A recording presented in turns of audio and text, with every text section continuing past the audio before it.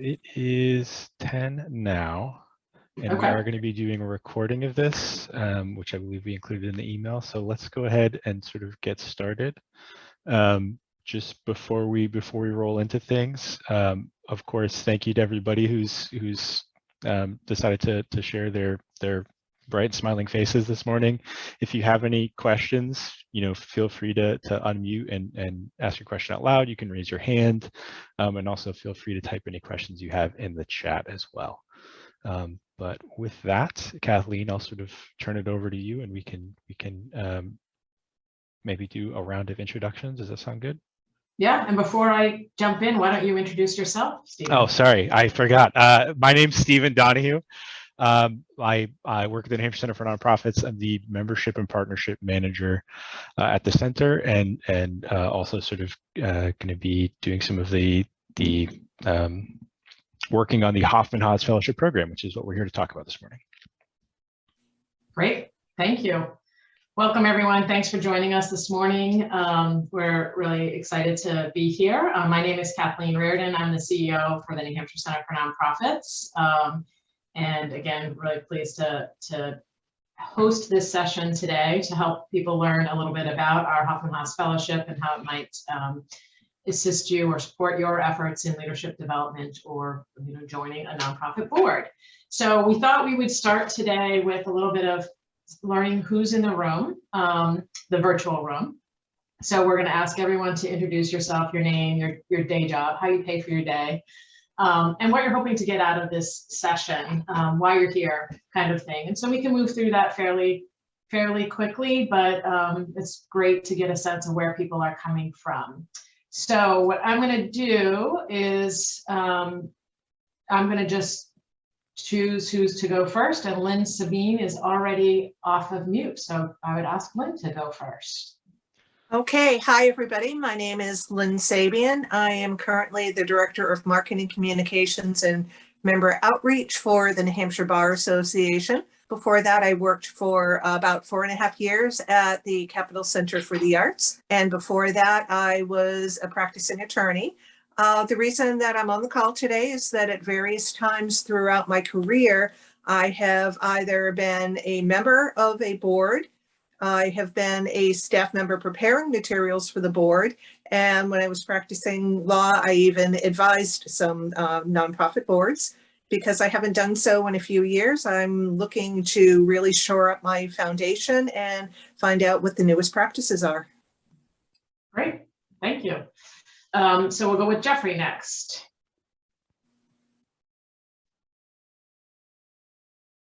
Good morning, Jeff Musk. I work at Sprague Operating Resources in Portsmouth. I'm the operational integrity manager. So I work in the operations department, making sure that we're in compliance and doing our training for our various kinds of operations at our marine terminals. I've never been on a board, and my volunteerism has been pretty spotty in recent years. So I'm really interested in applying for the program, and if I get in, then expanding my horizons when it comes to nonprofit work. Thank you, Jeff. That's it. How about Melanie? Hi, everyone. I'm Melanie Luce. I am the executive director for a nonprofit, the White Mountain Trail Collective. I also sit on the board of the Granite Outdoor Alliance.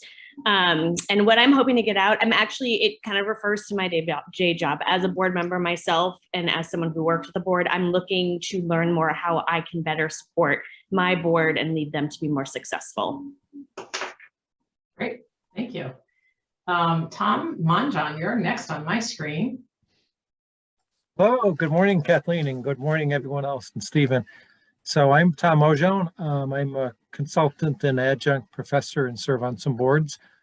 I have roughly 15 years of nonprofit experience serving on boards from small to very large in various positions, including chair. I served as executive director of a nonprofit consulting organization, Executive Service Corps, for 5 years. Probably worked with 150 nonprofits in the area, worked extensively with the New Hampshire Center as well as Charitable Foundation. Prior to that, I was in high-tech management in a number of Fortune 100 companies and small companies. I'm here today to learn more about being a mentor on the Hoffman-Haas program. I've been aware of the program for a number of years. It's an awesome program. Glad to be here. Thank you. Thanks, Tom. Thank you, Tom. All right, Ricardo Andino. Hello, my name is Ricardo Andino. I'm a cybersecurity analyst at Northeast Delta Dental. Reason why I'm here, I was asked to be part of a committee, and that led sort of, what does that do? What does the board do? What are my responsibilities? What am I getting involved in? So I'm here to learn. I'm here to learn about those things. Did you already say yes, Ricardo? Because I think you might have put the cart before the horse there. Well, I'm interested. I tend to jump in feet first at half the time, which gets me in trouble. But yeah, I'm always willing to learn and expand. Awesome. Wonderful, thank you. I'm sort of going down my list here. Randy Brown appears next on my screen.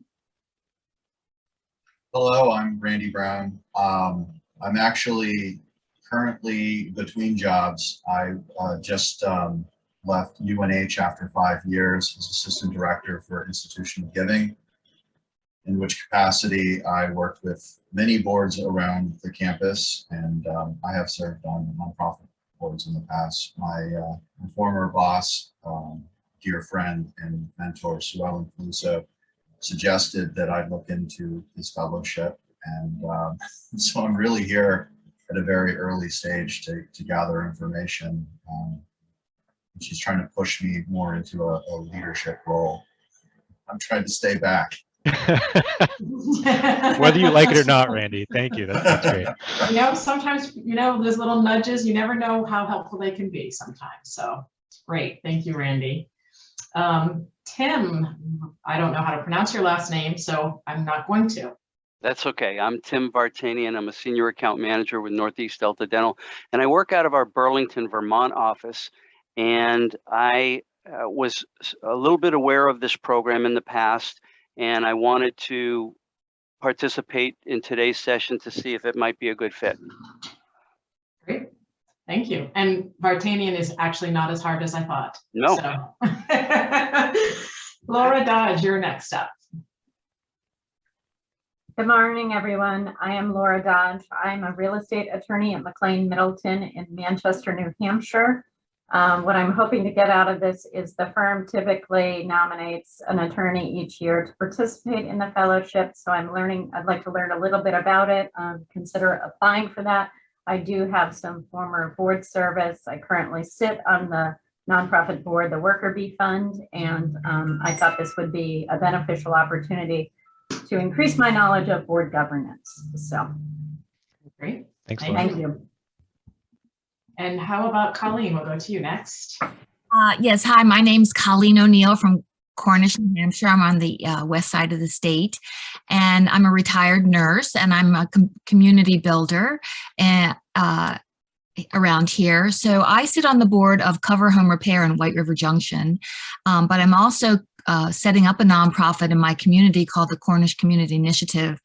And our first project will be a renovation of a Cornish general store building into a library. We have to get a green light at town meeting, but I've been asked to be on several boards and I have some time now. So I'm just interested in what we'll learn through this workshop today. Thank you.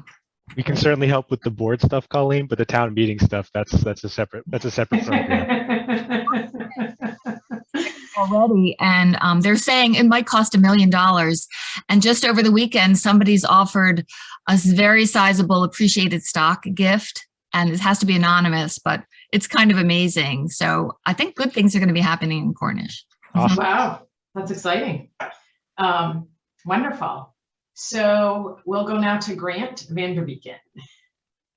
Well, you nailed the last name. Thank you. Thank you for that. So I'm coming to you from my kid's bedroom in Bedford, New Hampshire. And that's not, I don't typically have a dinosaur poster and a stuffed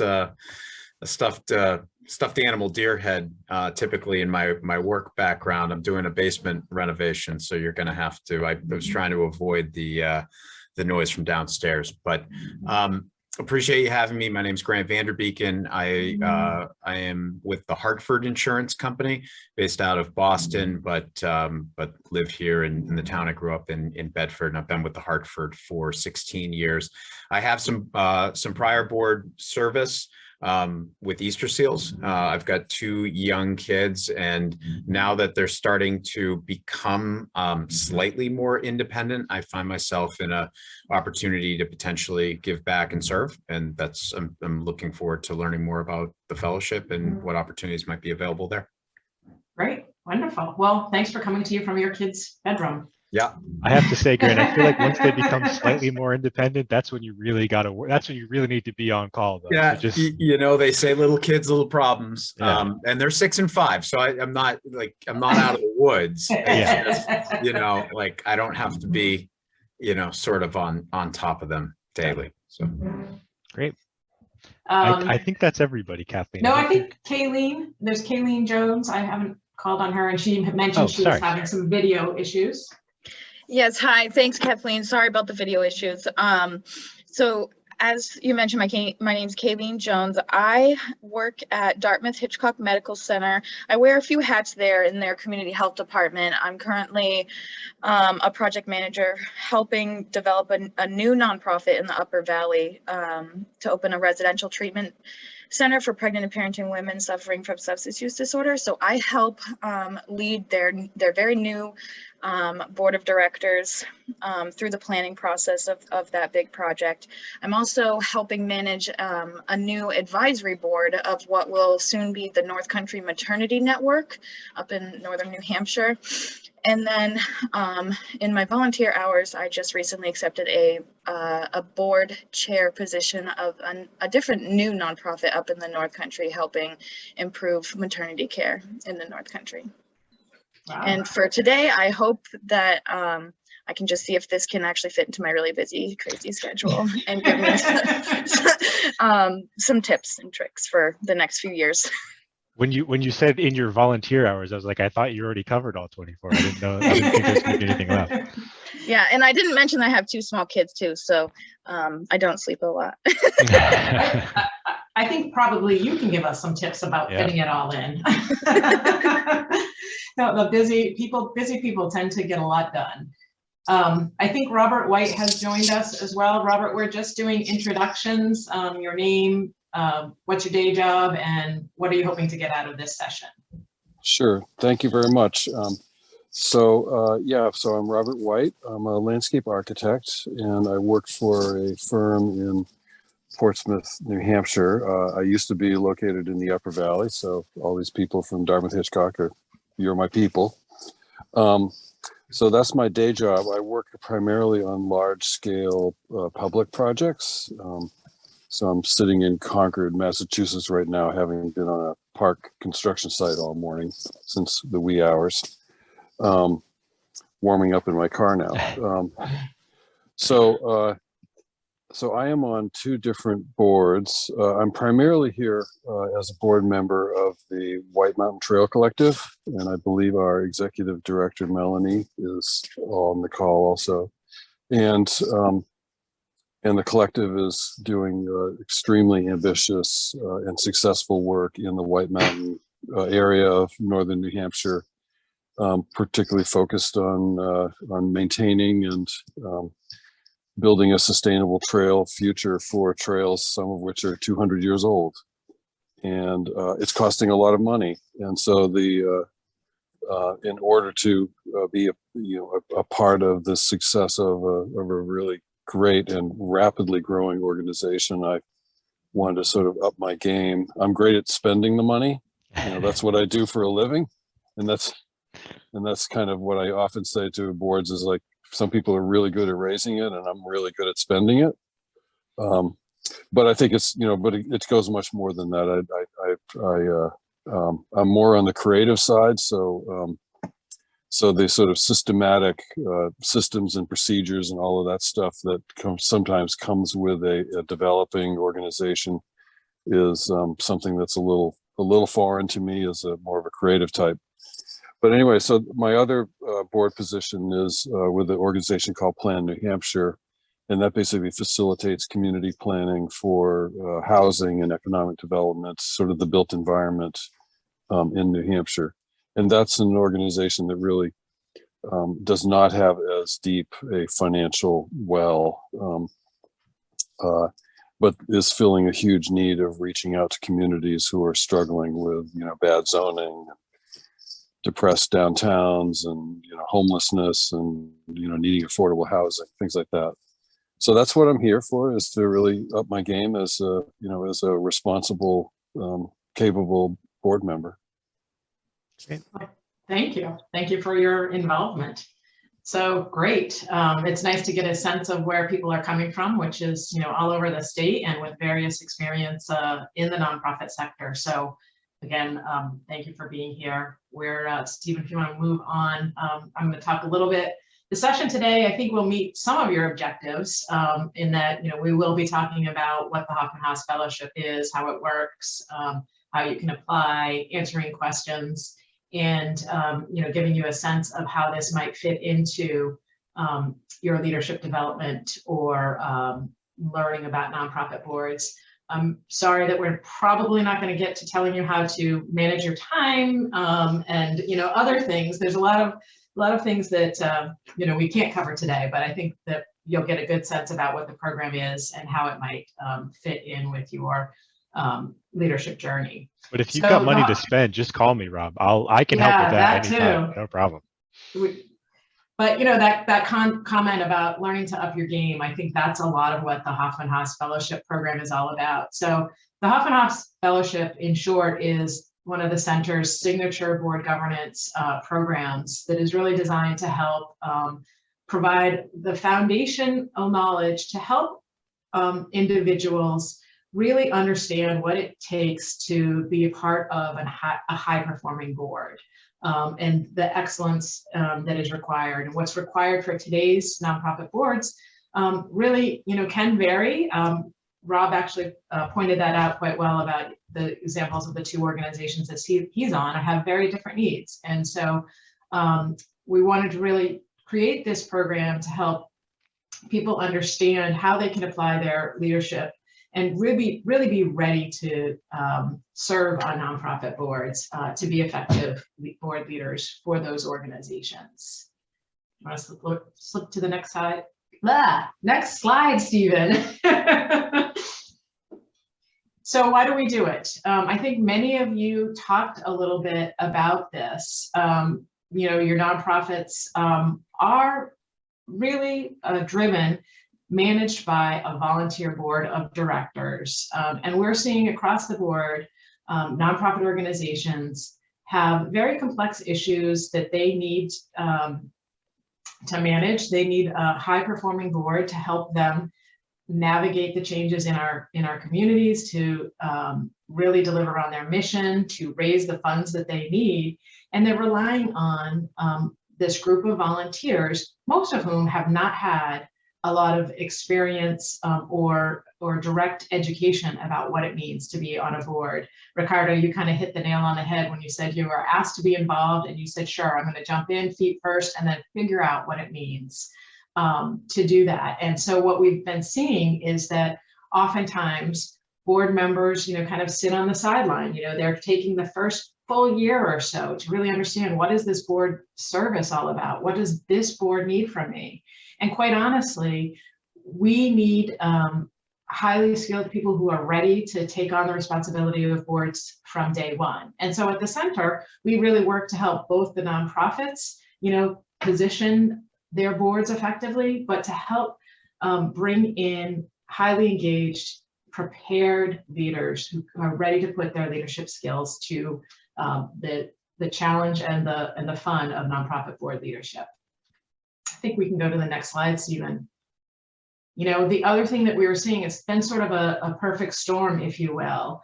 Not only do we have this real strong need for skilled nonprofit board leaders, but we've been seeing a lot of experienced board leaders who are ready to hand over the baton.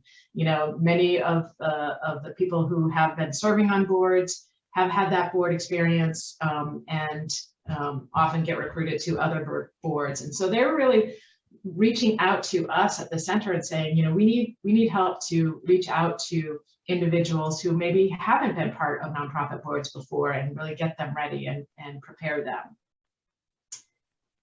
And we also found that, you know, many individuals, and some of you mentioned this, you know, really want to make a difference in their communities, and they want to have an impact on nonprofit boards, but oftentimes don't know where to start, right? You know, don't know what opportunities are available or what the board service would look like. So we wanted to create this program to really help both the nonprofits and the individuals really learn about what can nonprofit board service do, how can you benefit, and what do you need to really be take advantage of this opportunity.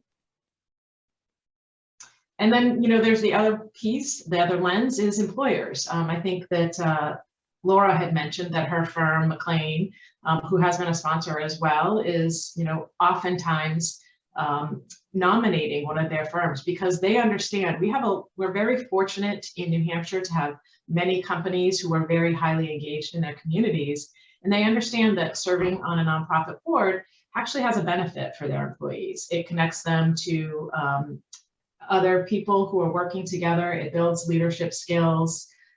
It improves their employer brand as being a community involved organization. And oftentimes just the actual work of being on a nonprofit board, of working with different individuals around a group goal, has been shown to help build people's skills in working with diverse perspectives and backgrounds. So there are a lot of benefits to employers as well with being on nonprofit boards. Stephen, did I miss anything in those? No, overview? I was just going to say, I think going to Rob White's example, I mean, if your employer encourages you to join a board and then you put in all the hard work to rebuild or to maintain a 200-year-old trail, you're very unlikely to want to leave that after you've finished. So it really it is beneficial for employers for a lot of reasons. And so with that, I'm going to sort of get into a little bit of that's how we do it. That's, you know, Kathleen shared or why we do it. Kathleen sort of shared the different sort of perspectives and the different needs that we're trying to meet with this. And I'm going to get a little bit into the how we do it. And I think part of this will address some of the questions or things that people brought up about, especially fitting this into your schedule for those of you who are operating on a 25, 26-hour day, it sounds like. One of the most important things about the program is, or one of the key considerations for us, is making sure that it fits in with people's already busy schedule. So we've scheduled everything, all of the sessions start at 4:30 p.m. and end by 7:30 p.m. at the latest. Punctuality, especially with this program, is important to us because we understand, again, that this is in addition to all of the other things that you're doing during the day. And we'll get to this towards the end of the slides, but the full schedule for the upcoming cohort is available on our website now. So if you want to see exactly when the sessions are scheduled for and if it actually works for your schedule, you can see that right now on our website, but we'll get to that in a bit. So one of the key, and I think there's a few folks here who are interested in participating as mentors for the program. One of the key things that separates this program from just attending, you know, like a workshop or a one-off webinar is the one-on-one mentoring component. And what I mean by that is that everybody who participates in the program as a fellow is matched with an experienced board leader, somebody that we've either interviewed or had applications and then interviewed from, somebody who we've sort of vetted and we feel has a solid understanding of what it means to be a high-performing board member. And it's a little bit like matchmaking. We're in addition to sort of worrying about personality, we're also trying to match specific skills. For example, if you're somebody who has a really strong finance background and you're coming into the program as a fellow, you maybe don't necessarily need somebody who has a strong, who can help you with the finance aspect of being a board member, but maybe you want to learn more about board fundraising or some of the governance basics. And so we try and match the fellows and mentors that way, but also based on the kinds of nonprofits you're interested in. For those of you who mentioned some board experience, if we have a mentor who has served on the board of a lot of arts organizations, and we have a fellow who's interested in getting involved in arts organizations. Again, that's one of the sort of factors that we use to match people up, and again, get people connected. And the mentor really helps ground everything that we cover in the program in real world examples with organizations that you probably know, and answers questions. We describe the program as sort of drinking from a fire hose. There's a lot to being an effective board member, and we, as sort of Kathleen mentioned, provide that solid foundation. But there's always going to be something that a one-off example or something that is outside the purview of what we cover, and that mentor can sort of share their personal experience or answer specific questions and sort of build on what we cover as the core part of the program. And for a lot of our fellows and mentors, that relationship lasts beyond the sort of the scheduled program, and they sort of serve as a support network for you as you actually go out and join nonprofit boards and run into some of those specific examples that they'll be able to help you with. So the other core part of the program is obviously presentations. We bring in experts from all over the country actually to do presentations on some of the different sort of core aspects of being a board member. Specifically, we have 3 evening presentations that touch on board recruitment, board governance, board fundraising, I think is something that a few of you have mentioned. Understanding nonprofit financials. For those of you who don't have much nonprofit experience and come at this with a for-profit lens, there is some key differences in looking at a nonprofit financials versus for-profit financials, and talking a little bit about sort of nonprofit sustainability and what that means with nonprofit organizations, because they exist to achieve their mission and not necessarily just to make a profit. It does add a little bit of, there's an extra consideration when sort of making financial decisions and deciding what to do and what not to do. And then we also touch on board culture, which is a key component of a high performing board, and then the kinds of thinking that boards do. And then what I mean by that is there's the kinds of thinking where you're crossing T's and dotting I's and trying to make sure that everything is correct or compliant, I guess. Then there's also sort of the higher level or different modes of thinking, I should say, sort of thinking about strategy. Okay, we know where we want to go, but what is the best route to get there?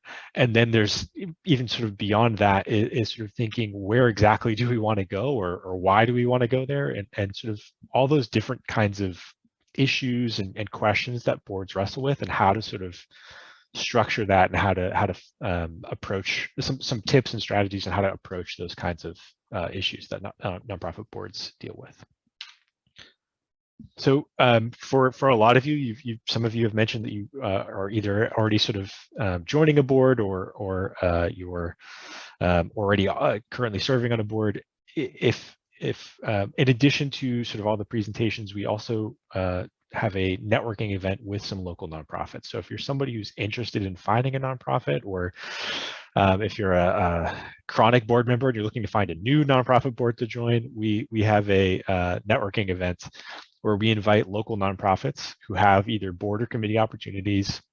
We invite all the fellows and mentors from the current program, and in a lot of cases, we'll invite alumni who have already gone through the fellowship who are looking for board opportunities, for a really casual sort of networking event where you can learn about some local nonprofits, find out about their missions, and get a better sense of if that might be a good opportunity for you. So again, helping sort of directly connect the fellows with nonprofits, and going back to sort of what Kathleen mentioned as to why we do it, helping to connect local nonprofits with folks who we know have nonprofit board experience or training, at least understanding of the fundamentals, and are looking for board opportunities. So it helps meet sort of two of our objectives there. So we've covered quite a bit. Any questions before we move any further? Anything unclear? Just gonna take a moment. Feel free to unmute or type anything into the chat. I'll take that as a good sign that our PowerPoint was succinct and covered all the bases. All right, so with that, I'd like to introduce, speaking of our Hoffman-Haas alumni, I'd like to introduce one of our alumni who's with us today, Rob Kleiner. Rob Kleiner is Quality Auditing Manager at Northeast Delta Dental. He was a fellow for our Hoffman-Haas Fellowship class of 2018, which feels like a decade ago at this point. He's also a treasurer with the Concord Coalition to End Homelessness, board member at the Kimball Jenkins Estate and School of Art. And actually, I just realized I forgot to add something. I think I maybe I'm wrong, but were you also just recently accepted into the Leadership New Hampshire upcoming class? Is that correct? I'm in Leadership Concord. Leadership Concord class of 2022. Currently, yes. Yeah. So I'm in that. Not so with that, Rob, if I like to turn it over to you, if you could share a little bit about sort of your experience with the Hoffman-Haas Fellowship, sort of both before and after and during, and share a little bit about your experience. Sure thing. One more thing that I also do, I'm on the Granite United Way Grant Review Committee. So I like to keep busy. And I heard, Grant, I think you said you had kids who are 5 and 3. Was that the age? And my kids are 6 and 8. And when I started getting involved with boards, I felt the exact same way, that my kids were starting to get older and I'd have some free time. And it doesn't, you don't have any more free time. So it's 6 and 5. So I'm out of. Rob, we're trying to get you to encourage people to apply, not tell them that they don't have time. I mean, you have plenty of time. It's so easy. But no, I heard about the program through our HR department. I work at Northeast Delta Dental, and as you can see, we have 3 people in here. Hi, everybody from Northeast Delta Dental. That they're very strong in encouraging people to join leadership classes. And so really why I joined was I saw it as the next rung. I wanted to join, get the certificate, and as I have for many other classes, and call it a day.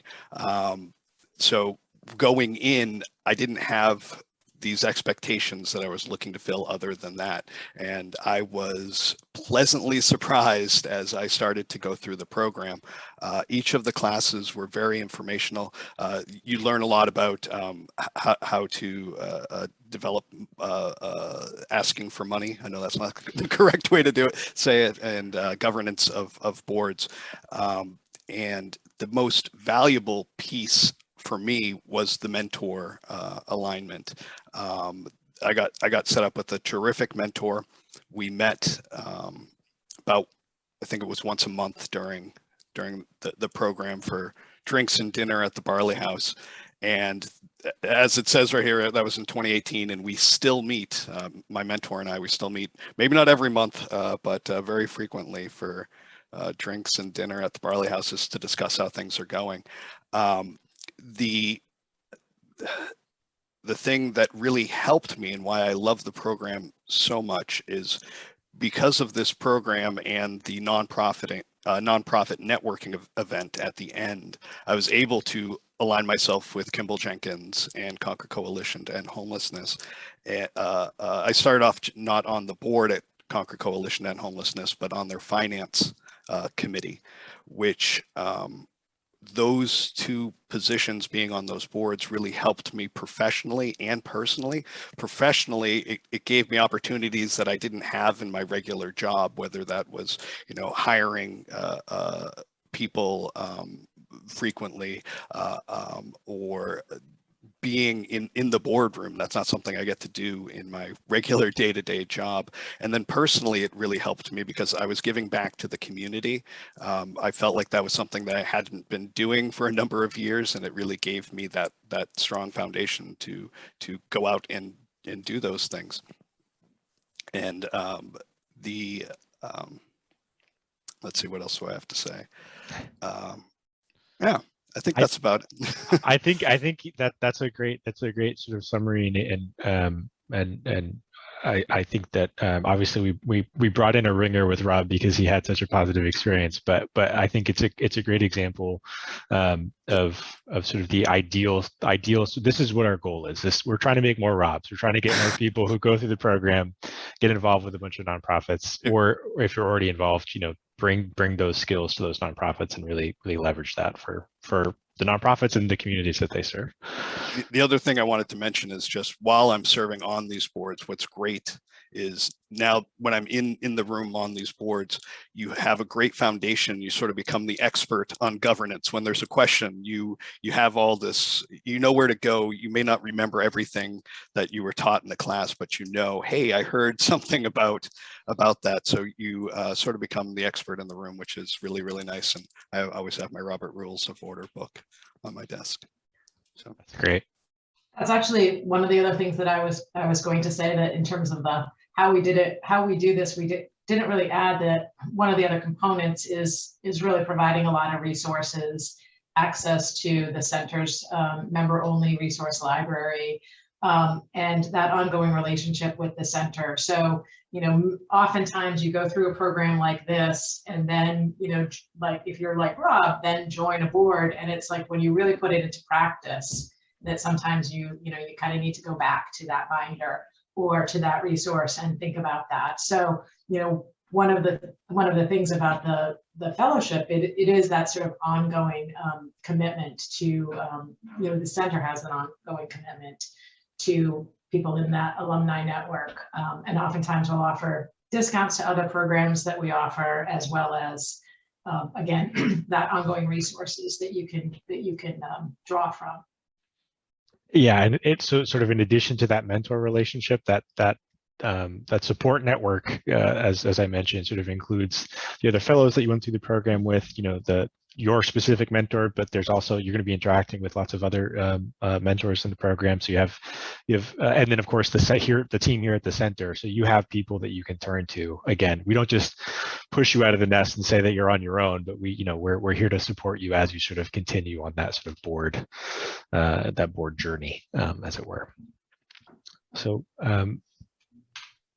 any specific questions, anything sort of that we didn't cover? I just want to make sure, again, this is a lot of this is information that's also available on our website. So if there's anything at all, there's no bad questions people aren't sure about. This is Grant. Maybe not a specific question. This probably is extremely general. But I guess in hearing more about it, and why people are on the call, I mean, other than what seems to be maybe minimal time available to a lot of us, or like maybe a time invest or time budgeting. I mean, why wouldn't we do this? Or what are the sort of the barriers to why people decide maybe it's not for them? So it's a good question. I think that there are. The only reason that I mean, I'm biased, but the only reason I would say that you shouldn't participate is if you're coming into it looking for something that the program doesn't do. And for all of you that are here today, I mean, we just sort of talked about it, and between the materials on our website, I think based on what people have been saying, it sounds like most of you are here for the right reasons, and this program can answer your questions or address the needs that you mentioned. But that's really the only reason why we would say somebody maybe wouldn't be a good fit for the program, is if they're looking for, if they're looking for something that's more of a nonprofit staff training or something that isn't really in the purview of the board. That's really the primary reason. Thank you. Sure, absolutely. Any other questions? Hi, it's Kayleen. Sorry if I missed this, but I thought I read something about scholarships available. Where do I find more information about that? So I thank you for bringing that up. We were going to save the information about the cost until the end. But there is a fee for the program. there, and if cost is a barrier, if you're looking for a scholarship, or if and that's true for both the cost, but if there's anything that's a barrier for you participating in the program, let us know, and we'll work with you to accommodate you in whatever way we can, whether that's discounts or scholarships or whatever the case may be. So Kayleen, to answer your specific question, I'll include my contact information in one of the slides, which we'll distribute afterwards, and we have your contact information. I'll follow up, and we can talk about a scholarship. But the fee for the program, the standard fee is $1,000, which covers participation in all the sessions. Yeah, and again, there are, if it's a detail that's important to you, 4:30 to 7:30. Yes, we do include food. there is a dinner provided at those sessions. The food was always fantastic and awesome. That's worth the price of admission right there. I think I finally made my decision. Okay. Oh, that leads me to a question. So this is not remote, this is all on premise? We are planning, you know what, Ricardo, what's going to happen in March of next year, if anyone can tell you that, okay, I was thinking remote, then dinner. No. Hold on. we are planning, we're currently planning to have this in person. Okay. For all of the sessions, again, that are posted on the schedule. All right. Subject to change, if depending on how things are going. Thank you. Any other questions? I was just going to look it up, but location is in Concord. Yeah, I'll be updating the schedule shortly with the confirmed location for all of the sessions. But yeah, it's going to be in Concord. Okay.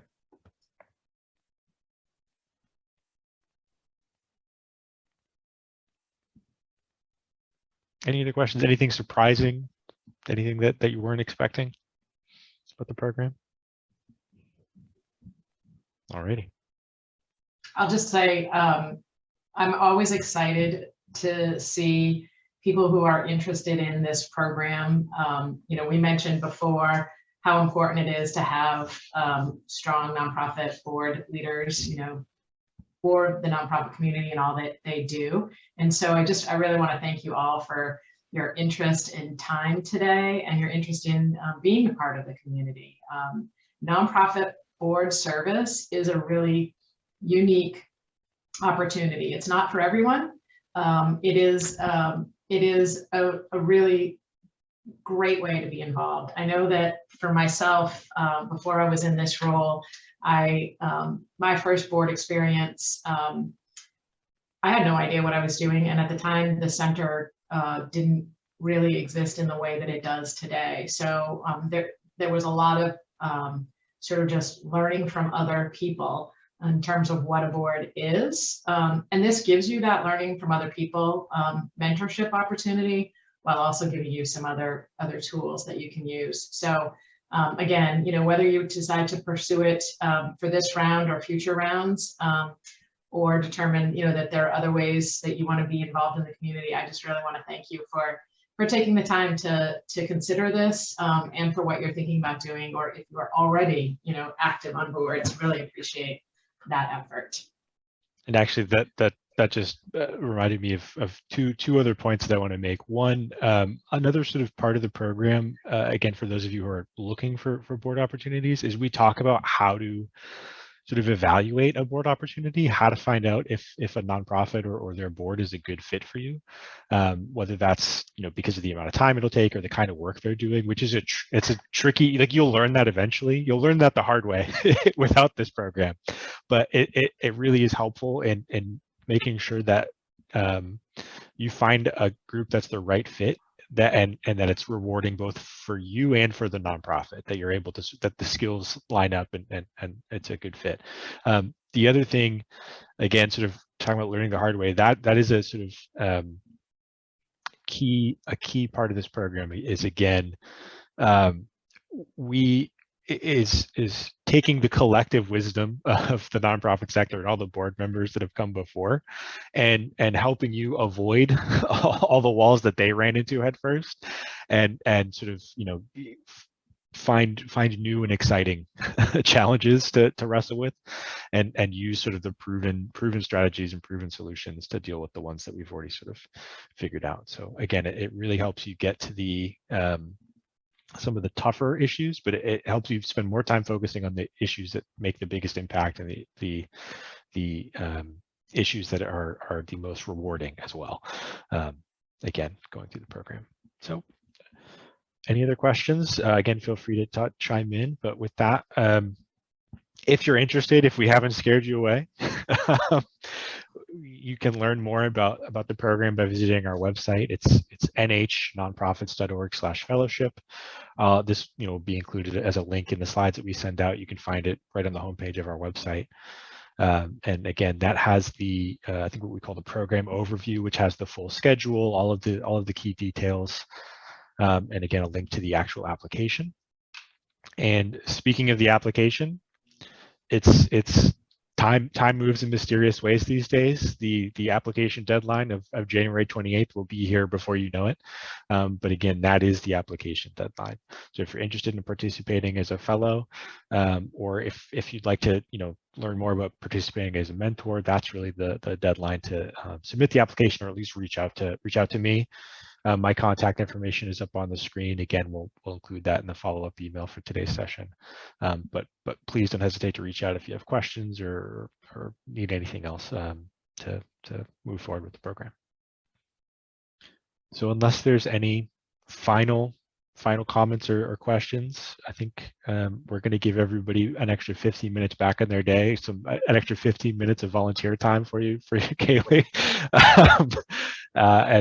Again, as Kathleen said, thank you everybody for joining and taking the time, and hopefully we'll see an application from you, and hopefully we'll see you in March for the Hoffman-Haas Fellowship. I have a quick question. Oh, sure.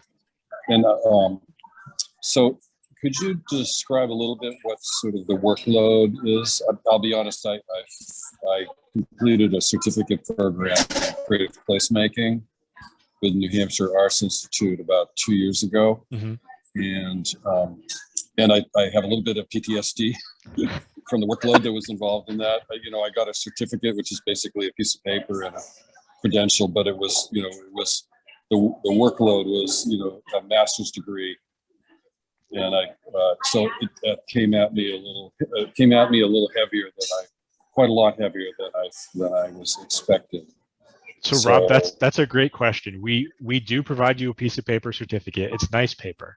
You also will get a pin as well. So already that, I don't know if that is the deciding factor. You do get a Hoffman-Haas pin if you complete the program, so you can identify other people as you're out and about in the community. But we do specifically address That's time. Huge. Yeah.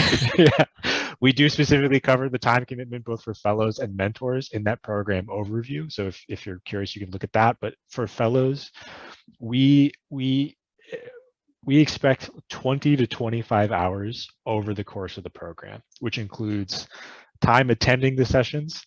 It doesn't include commute time, so maybe a little bit more than that, but that covers the time attending the sessions, a little bit of homework or reading in between sessions, and time connecting with your mentor sort of in addition to the regularly scheduled session. So it's not an exact science, but that's a pretty good estimate of how much time from start to finish you'll be spending on this program. I don't think that's enough time to get a master's, but that's totally reasonable. I could do that in a week on the creative placement. So yeah, okay. Great. Thank you. You're welcome.